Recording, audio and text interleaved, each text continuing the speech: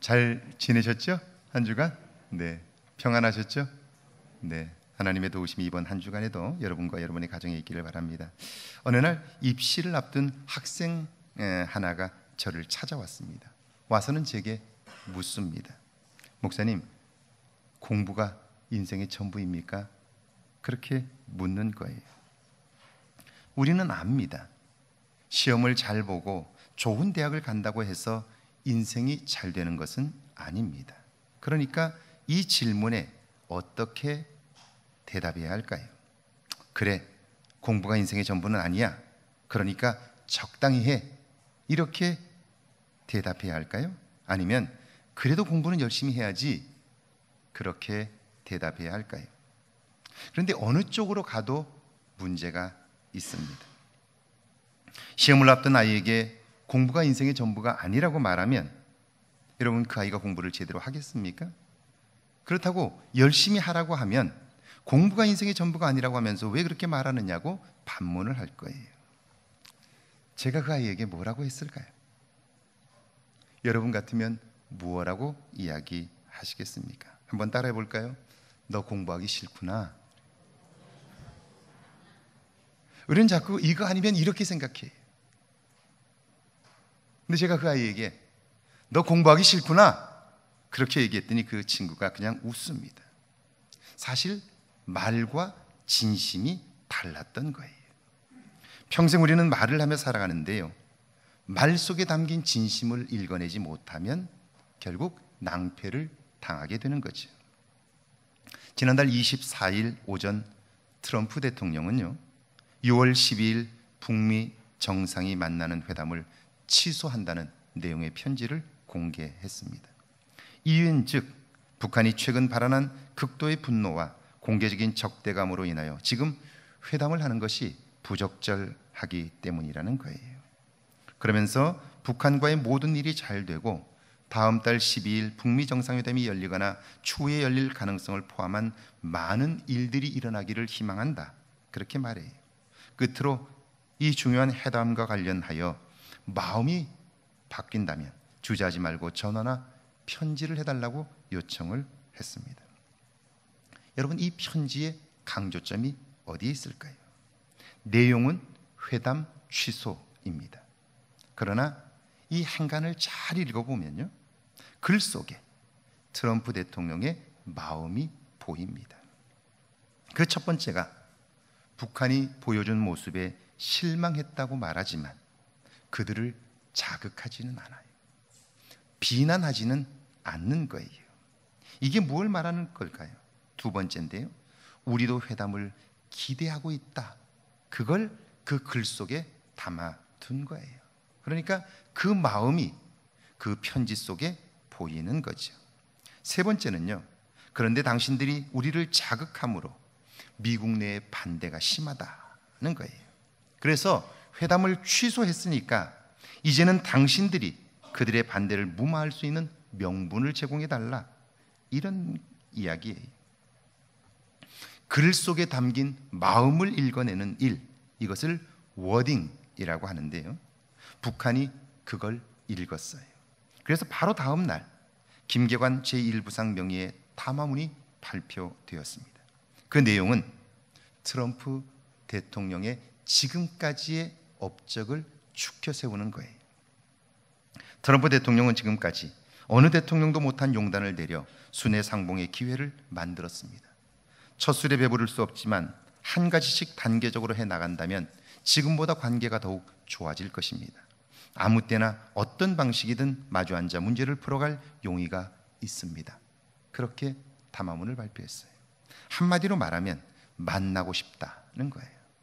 결국 김영철 부위원장이 미국을 방문하면서 6월 12일 북미 정상회담은 다시 재개가 되었습니다.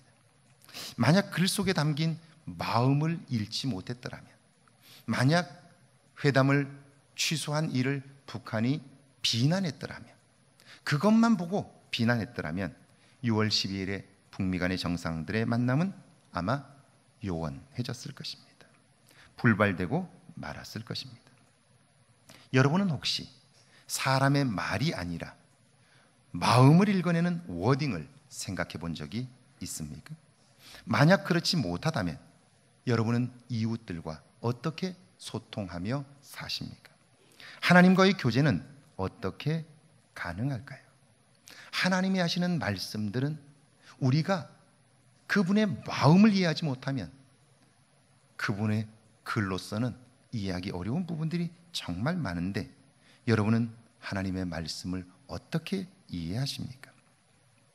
오늘 그에게 본문을 한번 보실까요? 욥기 2장 1절과 2절입니다. 함께 읽습니다. 1절과 2절입니다. 시작. 또 하루는 하나님의 아들들이 와서 여호와 앞에 서고 사탄도 그들 가운데에 와서 여호와 앞에 서니 여호와에게서 사탄에게 이르시되 내가 어디서 왔느냐? 사탄이 여호와께 대답하여 이르되 땅을 두루 돌아 여기저기 다녀왔나이다. 여기저기 다녀왔나이다. 사탄은요 오늘도 분주하게 삼킬 자를 찾고 있습니다. 이걸 잊지 않는 일이 중요합니다. 하나님이 사탄에게 한 사람을 지목하며 묻습니다. 3절을 같이 읽어볼까요? 3절 시작. 여호와께서 사탄에게 이르시되 내가 내 종 욥을 주의하여 보았느냐? 그와 같이 온전하고 정직하여 하나님을 경외하며 악에서 떠난 자가 세상에 없느니라. 내가 나를 충동하여 까닭없이 그를 치게 하였어도 그가 여전히 자기의 온전함을 굳게 지켰느니라. 여러분, 하나님은요 우리 한 사람 한 사람을 정확히 알고 계셔요. 그를 인정하고 무한히 기대하고 계세요. 누구에게든지 우리를 자랑하고 싶어 하세요. 사탄 앞에서 욥을 자랑하는 하나님의 마음이 어떤지 여러분 상상이 되시죠? 그런데 사탄은 달라요. 4절과 5절입니다. 같이 한번 읽어볼까요? 4절 5절 시작. 사탄이 여호와께 대답하여 이르되 가죽으로 가죽을 바꾸오니 사람이 그의 모든 소유물로 자기의 생명을 바꾸올지라. 이제 주의 손을 펴서 그의 뼈와 살을 치소서. 그리하시면 틀림없이 주를 향하여 욕하지 않겠나이다. 사탄이 말합니다. 재산이나 소유는 생명에 비하면 아무것도 아닙니다. 그가 자기 몸이 병들고 문제가 생기면 틀림없이 하나님을 욕할 것입니다. 아니면 제 손에 장을 지지세요. 그렇게 이야기를 하는 거예요. 여러분, 사탄은요 지금 고통 중에 있는 욥을 보지 못합니다. 그의 아픔을 느끼지 못해요. 그러니까 또 다른 문제를 제기하면서 고통을 더하게 하는 거예요. 오늘 사탄의 종노릇하는 사람의 특징도 똑같아요. 그는 끊임없이 누군가를 비난하지만 그 사람이 힘들어하고 아파하고 고통스러워하는 걸 느끼지 못하고 보지 못하는 거예요. 여러분, 만약 이렇게 되면 그는 누군가를 향해서 비난하지만 결국 자기 인생도 망치고 마는 거예요. 다른 사람의 아픔을 느끼지 못하면 그의 인생도 행복할 수 없고요, 자기 인생도 망가지고 마는 거예요. 지난 6월 1일자 세계일보에 난 기사입니다. 울산에 사는 50대 이모 씨가 40대 김모 씨를 흉기로 살해하는 사건이 있었습니다. 내용인즉 은행에서 융자를 받아 아파트를 샀는데요, 대출금을 갚지 못해 경매로 넘어갔습니다. 경매에서 낙찰을 받은 40대 김모 씨는 집을 비워달라고 요구했고요, 비워줘야 할 50대 이모 씨는 사정합니다. 당장 갈 곳이 없습니다.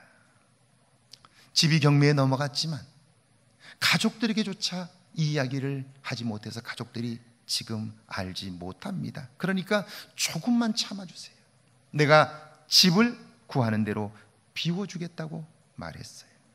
그런데 40대 김모 씨는요 매일 그 집을 찾아가 비우라고 요구합니다. 결국 험한 말들이 오고 가면서 격분한 이모 씨가 김모 씨를 살해하고 말았습니다. 잘 살겠다고 그 일을 한 거예요. 그런데 그 일을 하다가 결국 목숨을 잃고 말았어요. 그러면 그 집은 누구의 것이 되고 말까요?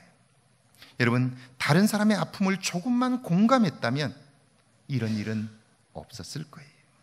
그의 뼈와 살을 치세요. 그러면 틀림없이 주를 향해 욕하고 본색이 드러날 거예요. 또 한 번 사탄은요 하나님께 참소해요. 그러자 하나님의 반응입니다. 욥기 2장 6절이죠. 함께 읽습니다. 여호와께서 사탄에게 이르시되 내가 그를 내 손에 맡기노라. 다만 그의 생명은 해하지 말지니라. 여러분 이해가 되세요? 지금 욥은 재산을 잃었고 자식을 잃었어요. 정신적으로 엄청난 충격을 받았고요. 거리에 나앉았어요.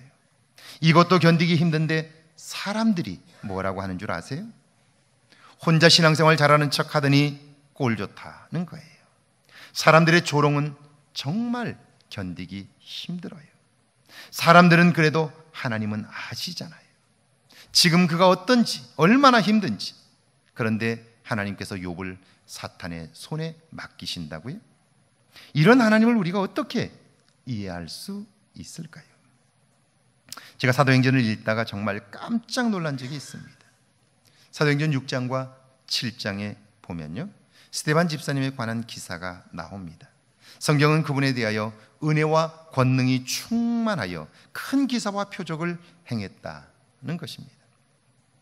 성령 충만하여 수많은 사람들 앞에서 복음을 전했고요, 유대인들이 살해 협박을 해도 전혀 두려워하지 않았습니다. 그러면서도 얼굴은 천사와 같았고요, 수많은 사람들이 그의 설교를 듣고 회개하고 하나님께 돌아섰습니다. 그런데요, 하나님의 능력이 강하게 나타나면 나타날수록 사단의 역사도 대단합니다.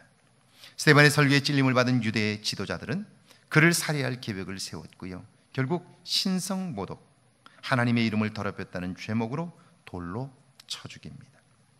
여러분, 의로운 사람 스데반, 신실한 하나님의 종 스데반이 왜 순교해야 했을까요? 하나님은 왜 그를 죽음 가운데 두셨을까요? 사탄이 승리한 것 아닙니까? 그렇지 않아요. 하나님 그를 통하여 하나님 없이 살아가는 이 세상에, 이 세대에 몇 가지를 보여주셨어요. 그 첫 번째가 죽음을 이긴 능력의 삶이 있다는 거예요. 사람들은 모두 다 잘 살려고만 합니다. 그러다 보니까 죽음 앞에서는 모두 다 무릎을 꿇습니다. 비굴해져요. 그리고 또 결국에는 죽음을 맞이합니다. 돈도 명예도 권세도 젊음도 죽음 앞에서는 힘을 쓰지 못합니다. 그러나 하나님 안에서는요, 죽음을 이기는 능력이 있어요. 하나님은 스데반을 통해서 그걸 보여주셨어요. 두 번째는요, 어떤 경우에도 감동 있고 행복한 삶을 살 수 있다는 거예요. 여러분, 스데반에게는 지금 재물이 있지 않아요. 그렇다고 좋은 직장이 있는 것도 아닙니다. 그런데도 그는 어때요? 천사의 얼굴과 같았습니다. 만족한 삶을 살았고요, 돌로 치는 자를 축복하잖아요. 하나님 안에는 감동이 있고 행복한 삶이 있다. 그것이 스데반이 죽으면서 그를 죽이는 자들에게 보여준 모습이지요. 그들에게는 이게 충격이었을 거예요. 세 번째는요, 생명의 역사를 이룬다 하는 거예요. 사람들은 스데반의 죽음을 보면서 비참하다고 생각할 수 있어요. 그런데 하나님의 역사는요, 스데반으로 끝나지 않습니다. 그의 죽음을 통하여 감동을 받은 사울이라는 청년이 있습니다. 그를 통해 스데반의 삶은요, 2000년이 지난 오늘까지도 전 세계에 전해지고 있습니다. 하나님은 죽음으로 생명의 역사를 이루어 내신 것이죠.